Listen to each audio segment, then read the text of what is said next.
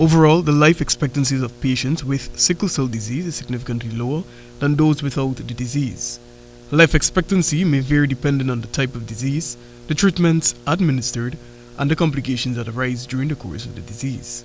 During a recent sit-down interview with 90 News, hematologist attached to the Georgetown Public Hospital, Dr. Kimala Bimal Suku, disclosed that the average life expectancies of sickle cell patients globally is 42 years for males, while 48 years for females. 42 for males and 48 for females. But I actually have a few sickle cell patients over the age of 40, and I have about maybe 4 to 5 persons maybe in the 50 to 60 age range. Explaining that SCD is an inherited hemoglobin disorder, the physician related that the abnormal hemoglobin causes red blood cells to defer into a sickle shape, which results in premature death of the red blood cells, interruption of blood flow, damage to multiple tissues and organs, and an increased risk of early death. The repeated blood transfusion which some patients may require can also result in excess iron in the body, known as iron overload. Sickle cell patients may require blood. A lot of times people get blood transfusions very frequently.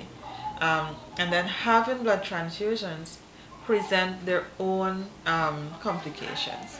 While explaining why iron supplements are not recommended for sickle cell patients, the hematologist underscored that some patients often required critical blood transfusions as part of treatment, and the body can find it difficult to get rid of the excess of iron content. So when you get a blood transfusion, you actually get a dose of iron in your system.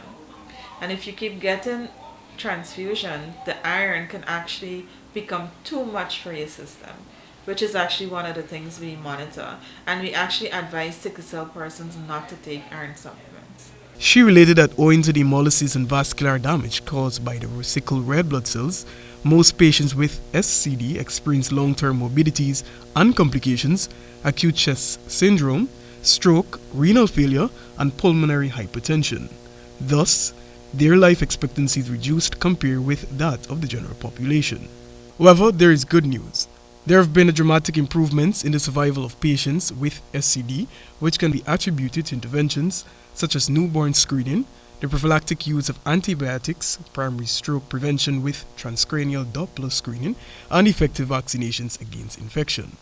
Dr. Bimal Suku is encouraging patients to talk to their physicians and take full advantage of such treatments where available to increase the chances of living longer. Reporting for the HB 90 News, Joel Vogt.